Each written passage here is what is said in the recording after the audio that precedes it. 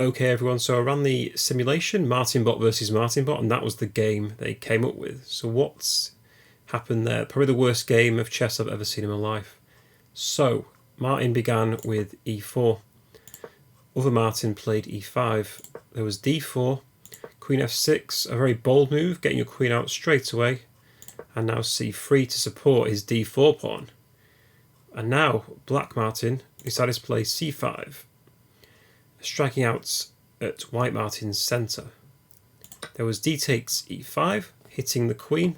So Martin's threatening the queen, and the queen captured on e5. With Martin now playing probably the worst move on the board, played g3. Double question mark. Can you see why? Well, queen takes e4 with check. Actually not so bad, because now White could potentially play queen e2 to block, forcing an exchange of queens with queen takes queen, bishop takes.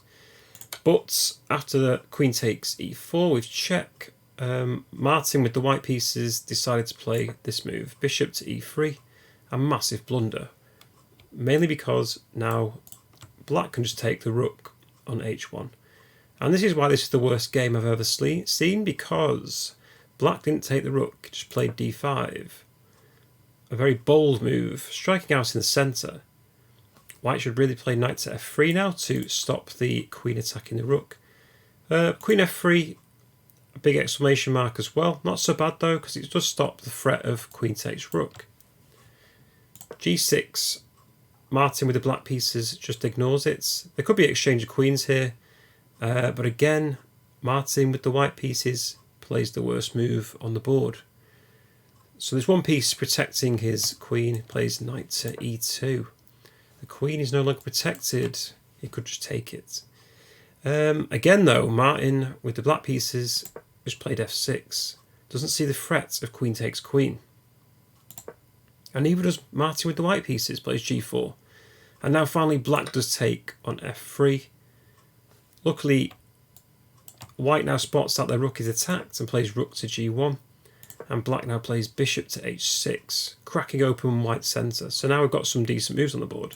Knight to g3 is played, decent move. Knight to a6 develops. Bishop d3 is played, developing another piece. Bishop to d7, h4, and queen takes g4. So actually a series of decent moves, but White is still a full queen down. The bishop goes to e2, hits the queen on g4. The queen drops back to e6. f4. I don't know why this is given as a green marker, because now just queen takes e3 just wins a free bishop. So I don't know what chess.com's doing. Queen takes e3 is just really good, and White's just blundered another piece. The queen also attacks the rook. White moves the rook to g2. As bishop takes f4. Now 2 pieces hit the knight. And white just ignores the threat though, very bold of them, just b3. Black also manoeuvres their knight to a more central position, knight c7 and knight to h1.